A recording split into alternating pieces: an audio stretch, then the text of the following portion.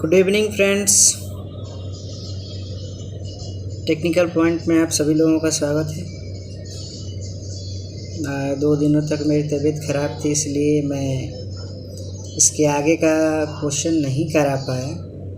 तो आज इस वीडियो में हम अनुवांशिक से संबंधित जितने सारे क्वेश्चन बच गए हैं आज हम सभी क्वेश्चन कर लेंगे। करीब 20 क्वेश्चन ही हैं और हमें नहीं लगता कि इससे बाहर से क्वेश्चन आएगा। और अभी तक जितने भी एग्ज़ाम में क्वेश्चन पूछे गए हैं इससे बाहर तो नहीं आए हैं। चलिए अपने क्वेश्चन की तरफ बढ़ते हैं और हमारे चैनल को सब्सक्राइब ज़रूर कर दीजिएगा यदि हमारा वीडियो अच्छा लगे आप लोगों के लिए। तो अगले क्वेश्चन की तरफ बढ़ते हैं। हमारा अगला क्वेश्चन है, बालक के सम्यक विकास के लिए निम्नलिखित में से किनका संयोग सर्वाधिक अनिवार्य है। क्वेश्चन को ध्यान से पढ़ेंगे। बालक के सम्यक विकास के लिए निम्नलिखित में से किनका संयोग सर्वाधिक अनिवार्य है। उसके विद्यालय एवं परिवार, उसके वंशानुक्रम एवं वातावरण, उसके परिवार एवं समाज, और चौथा ऑप्शन है उसके समाज एवं राष्ट्र।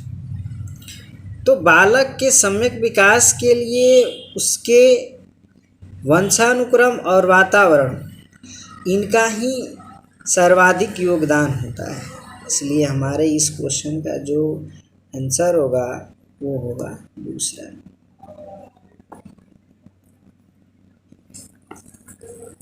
नेक्स्ट क्वेश्चन है, वातावरण वह बाहरी शक्ति है जो हमें प्रभावित करती है, यह कथन किसने कहा था। क्वेश्चन को एक बार ध्यान से फिर से पढ़ेंगे। वातावरण वह बाहरी शक्ति है जो हमें प्रभावित करती है, किसने कहा था।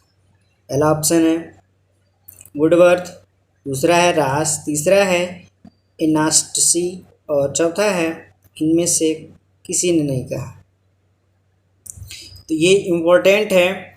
ये जो पिछली बार सीटेट का एग्ज़ाम हुआ था इसमें ये द्वितीय चरण वाले में क्वेश्चन आया हुआ है। तो इसका जो आंसर होगा वो होगा दूसरा, इनका नाम है रास। इन्होंने कहा था कि environment is out social power that affected a child. तो इसका जो आंसर होगा वो हमारा सेकेंड होगा।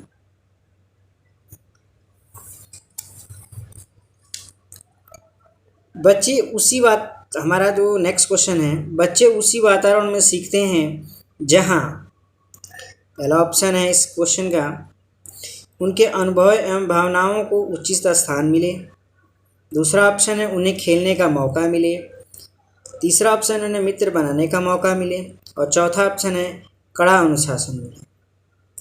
तो बच्चे उसी वातावरण में सीख सकते हैं जहाँ पर उनके अनुभवों और उनके भावनाओं को उचित स्थान मिलते हैं। वो उसी जगह पर और उसी अनुभवों में वो जो है सहज महसूस करते हैं, जिसकी वजह से इस क्वेश्चन का जो आंसर है वो फर्स्ट नंबर जाता है। नेक्स्ट क्वेश्चन की तरफ हम बढ़ते हैं। आप दिल्ली के किसी केंद्रीय विद्यालय में शिक्षक हैं। आपकी कक्षा का एक छात्र अफजल हिमाचल प्रदेश का रहने वाला है, दूसरा एक अन्य छात्र सुदीप केरल का मूल निवासी है। आप दोनों के रंग, रूप, स्वभाव आदि में काफ़ी विभिन्नताएं देखते हैं। इसका प्रमुख कारण क्या हो सकता है। ये तो एक बहुत ही क्रिटिकल कंडीशन है। फिर भी ऑप्शन देखते हैं। वातावरणीय प्रभाव, विद्यालय में दोनों का शैक्षिक स्तर, आपकी शिक्षण विधि, उपरोक्त सभी। तो अलग अलग राज्यों के होने की वजह से उन दोनों का रंग, रूप और उनका स्वभाव काफ़ी विभिन्नताएं देखने को मिलती हैं। तो इसका सीधा सा जो होता है कि बच्चे जिस इन्वायरमेंट में रहते हैं या जिस इन्वायरमेंट से में उनका जन्म हुआ होता है उसी के अनुसार उनका रंग, रूप और स्वभाव की जो है विकास होती है। तो इसलिए हमारा जो पहला आंसर होगा उससे। नेक्स्ट क्वेश्चन की तरफ बढ़ते हैं, 15 नंबर की तरफ। बच्चे की आनुवंशिकता द्वारा निर्धारित सीमाओं के भीतर सर्वोत्तम संभावित विकास के लिए एक शिक्षक को क्या करना चाहिए। जिसके लिए बच्चे का संपूर्ण या जिसको बोल सकते हैं कि सर्वांगीण विकास हो सके, उसके लिए एक शिक्षक को क्या करना चाहिए? तो उसका ऑप्शन है कि उसे बालक के परिवेश में सुधार करना चाहिए, उसे बालक को अधिक से अधिक पुस्तकें पढ़ने की सलाह देना चाहिए, उसे खेल कूद में अधिक से अधिक भाग लेने की सलाह देना चाहिए, या चौथा ऑप्शन है उसे विकास के लिए प्रेरित करना चाहिए। तो बच्चे की मानसिकता द्वारा निर्धारित सीमाओं के भीतर सर्वोत्तम संभावित विकास के लिए एक शिक्षक को उसके उस बच्चे के या उस बालक के परिवेश में सुधार करना चाहिए, तभी उसका जो है सर्वोत्तम संभावित विकास हो पाएगा, अन्यथा संभव नहीं है कि उसके विकास की जो है पुनरावृत्ति हो सके। नेक्स्ट क्वेश्चन की तरफ बढ़ते हैं हम लोग।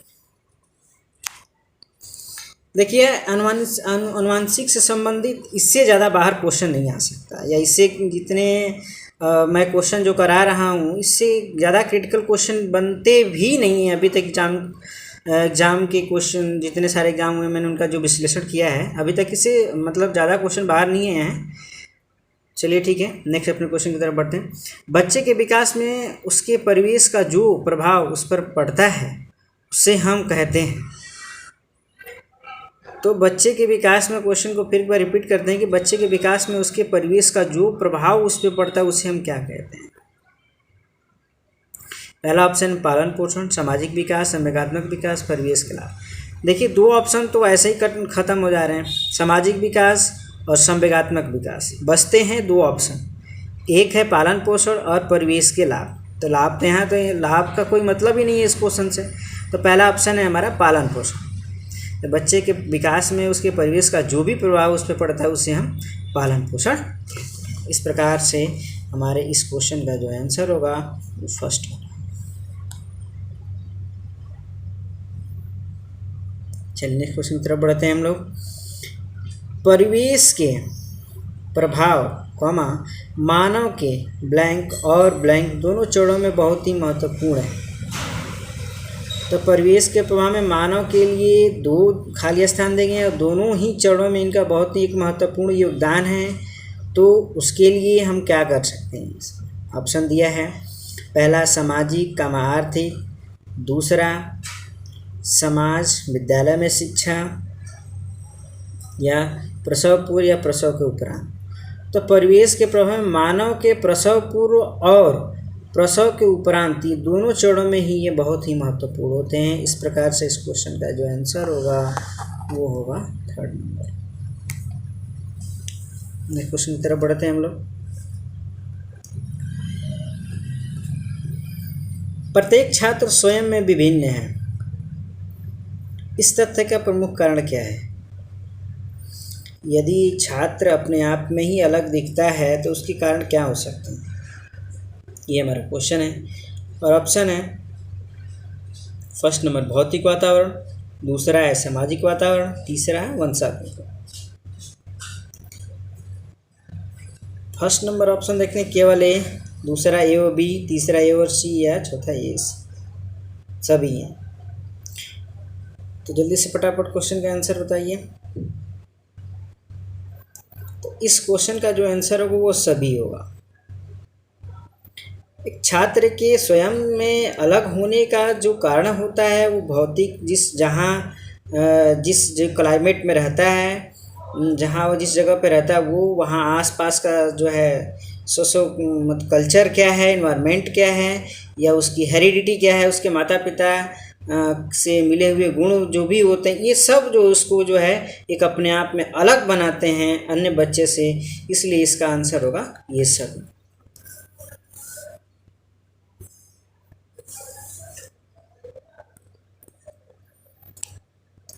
आपकी नेक्स्ट क्वेश्चन है, आपकी कक्षा का एक छात्र कक्षा में रोज अनुशासनहीनता करता है, आप इस समस्या के समाधान हेतु निम्न से क्या उपाय अपनाएंगे?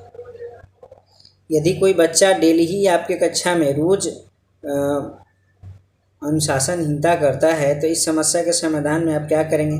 उसके वंशानुक्रम वातावरण का पता लगाकर उसे सही दिशा में मार्गदर्शन करेंगे।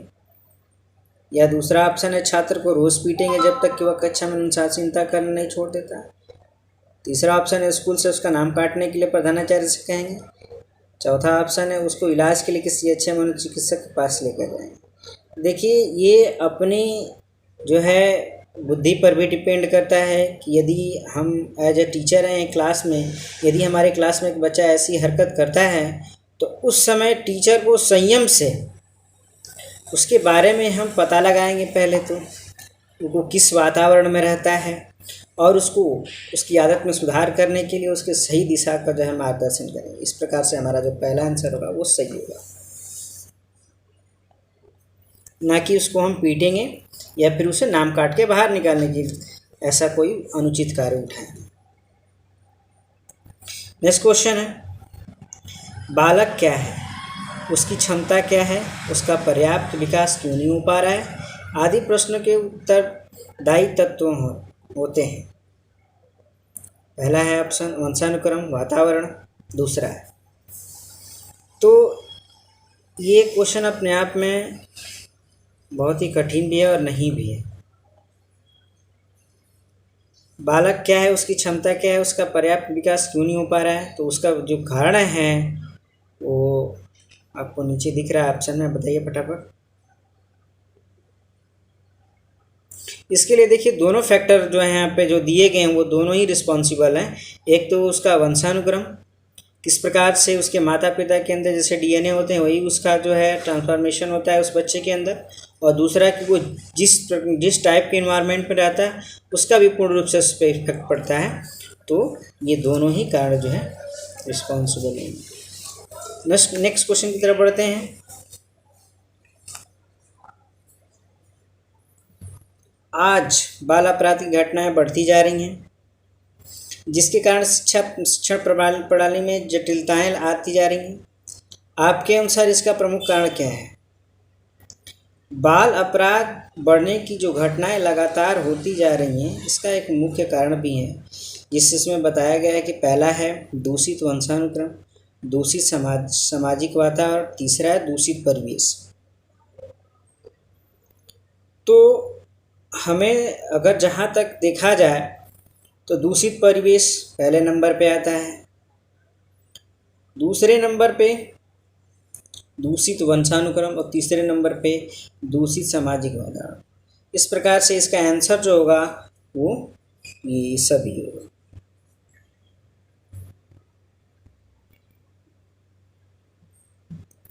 अब हम बढ़ते हैं नेक्स्ट क्वेश्चन की तरफ।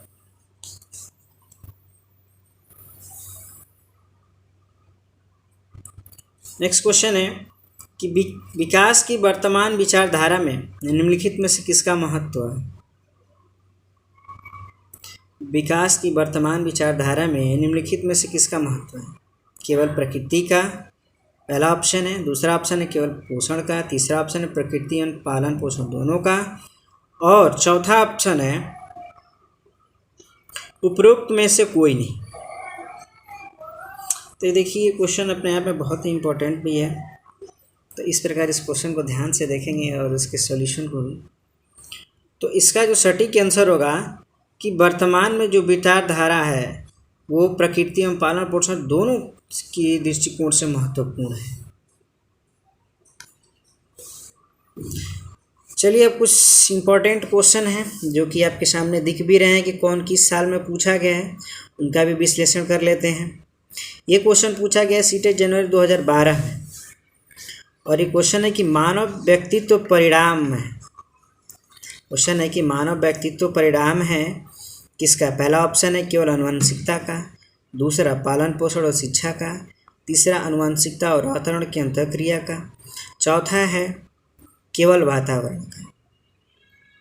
तो मानव व्यक्तित्व जो परिणाम होता है वो होता है आनुवंशिकता और वातावरण की अंतःक्रिया का, क्योंकि व्यक्ति पे वो पहले तो जो माता पिता से उसके मिले हुए जो डीएनए होते हैं उसका प्रभाव उस पर पड़ता है, जिसकी वजह से उसका सामने रिजल्ट देखने को मिलता है उसके व्यवहार में, उसके मतलब शारीरिक बनावट में, उसके शारीरिक वृद्धि में। और दूसरा जो फैक्टर होता है उसका परिणाम हमको देखने मिले, जिस वातावरण में रहता है बच्चा वो उसी प्रकार की जो है रचनात्मक क्रियाएं वगैरह करता है। तो इस प्रकार से हम कह सकते हैं कि मानव व्यक्तित्व का जो परिणाम होता है वो आनुवंशिकता और वातावरण की अंतःक्रिया का एक मेल है। नेक्स्ट क्वेश्चन है, ये सीटेट नवंबर 2012 में पूछा गया क्वेश्चन है। इस क्वेश्चन में लिखा है कि जुड़वा भाइयों में से एक को सामाजिक एवं आर्थिक रूप से धनाढ्य परिवार द्वारा गोद लिया जाता है। एक जुड़वा भाइयों में से एक को सामाजिक एवं आर्थिक रूप से धनाढ्य परिवार द्वारा गोद लिया जाता है और दूसरे को एक निर्धन परिवार द्वारा। तो 1 वर्ष के बाद यदि उनके बुद्धि लब्धांक के बारे में लिखित में से क्या अवलोकित होने की संभावना ज़्यादा बनेगी। तो जाहिर सी बात है कि यदि एक बच्चा धनी परिवार में जाएगा तो उसको सारी चीज़ें अच्छी मिलेंगी। तो एक गरीब घर के बच्चे में और एक अमीर घर के बच्चे में काफ़ी विभिन्नताएं देखने को मिलती हैं। चलिए हम अपने ऑप्शन की तरफ बढ़ते हैं। पहला ऑप्शन है कि धनी सामाजिक आर्थिक परिवार वाले लड़के की अपेक्षा निर्धन परिवार वाला लड़का अधिक अंक प्राप्त करेगा। या दूसरा ऑप्शन है सामाजिक आर्थिक स्तर बुद्धि लब्धांक को प्रभावित नहीं करता, निर्धन परिवार वाले लड़के की अपेक्षा धनी सामाजिक आर्थिक परिवार वाला लड़का अधिक अंक प्राप्त करेगा। चौथा ऑप्शन है दोनों समान रूप से अंक प्राप्त करेंगे। देखिए यहाँ बात की जाए इनकी बुद्धि लब्धांक को, तो ये सामाजिक आर्थिक स्तर जो है बुद्धि लब्धांक को प्रभावित नहीं करेगा। इस प्रकार से इसका आंसर दूसरा हो जाएगा। नेक्स्ट क्वेश्चन है कि सीखने संबंधी योग्यताएं सामान्यतः होती हैं, लड़कियों की तुलना में अधिकतम लड़कों में पाई जाती हैं।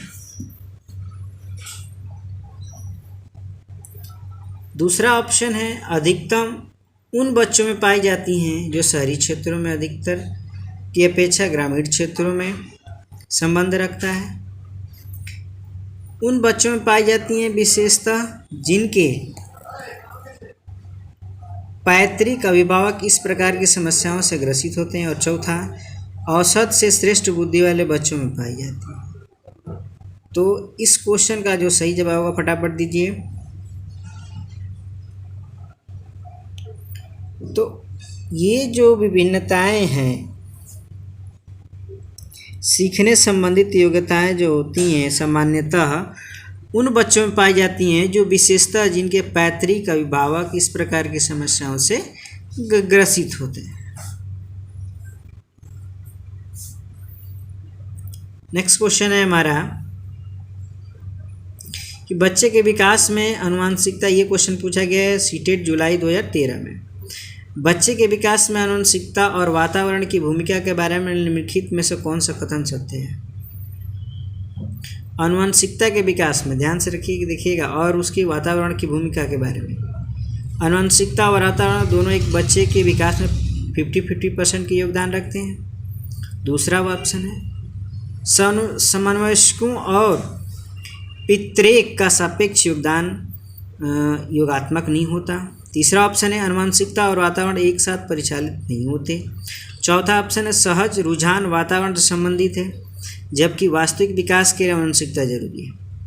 तो बच्चे के विकास में आनुवंशिकता और वातावरण की भूमिका बहुत ही महत्वपूर्ण होती है और इसकी दृष्टिकोण से देखते हुए हमें इसका जो आंसर होगा वो होगा दूसरा, समवयस्कों और पितृक का सापेक्ष योगदान जो होता है इसमें योगात्मक नहीं होता। हम अगले क्वेश्चन की तरफ बढ़ते हैं जो कि पूछा गया है सीटेट फरवरी 2014 में। निम्नलिखित में से कौन सा कथन सत्य है। आनुवंशिक बनावट व्यक्ति की परिवेश की गुणवत्ता के प्रति प्रत्यात्मकता को प्रभावित करती है। दूसरा है गोद लिए हुए बच्चों का वही बुद्धि लब्धांक होता है, इसको IQ लेवल बोला जाता है, जो गोद लिए गए उनके सगे भाई बहनों का होता है। तीसरा ऑप्शन है अनुभव मस्तिष्क के विकास को प्रभावित नहीं करता। चौथा ऑप्शन है विद्यालयीकरण का बुद्धि पर कोई प्रभाव नहीं पड़ता है।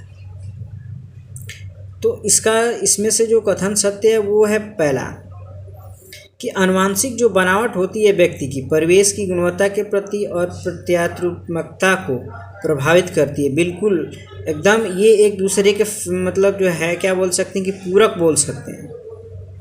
ठीक है,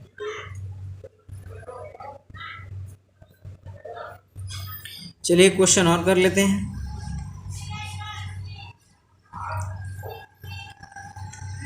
क्वेश्चन नंबर 28 कि प्रकृति पोषण विवाद निम्नलिखित में से किससे संबंधित है। ये क्वेश्चन पूछा गया है सीटेट सितंबर 2015 में कि प्रकृति पोषण विवाद निम्नलिखित में किससे संबंधित है। आनुवांशिक एवं वातावरण, व्यवहार एवं वातावरण, वातावरण एवं जीव विज्ञान, और चौथा ऑप्शन है इनका वातावरण एवं पालन पोषण। तो इसका जो ऑप्शन होगा इस क्वेश्चन को देखते हुए कि प्रकृति पोषण विवाद निम्नलिखित में से किससे संबंधित है, तो वो है आनुवांशिक एवं वातावरण से।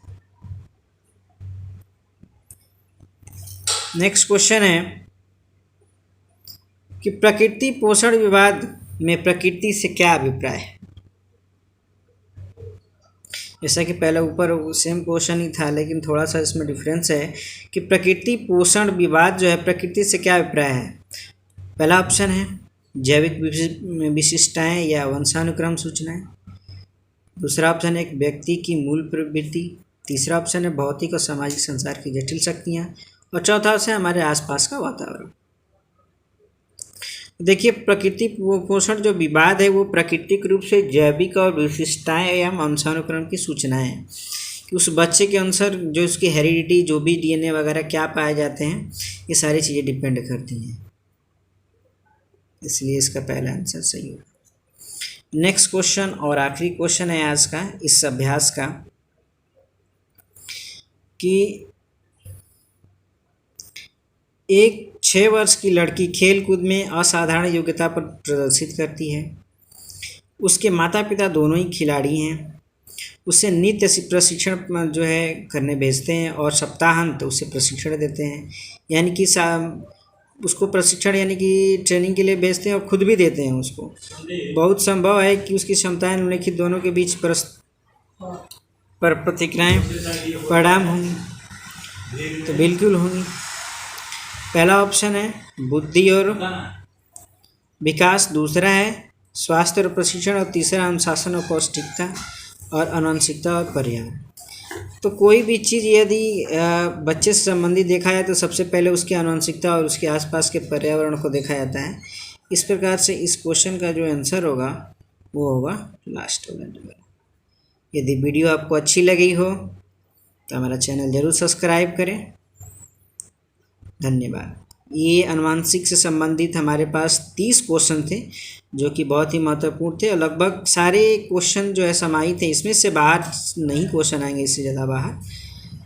तो प्लीज़ हमारे चैनल को सब्सक्राइब, लाइक, शेयर, कमेंट करें। धन्यवाद।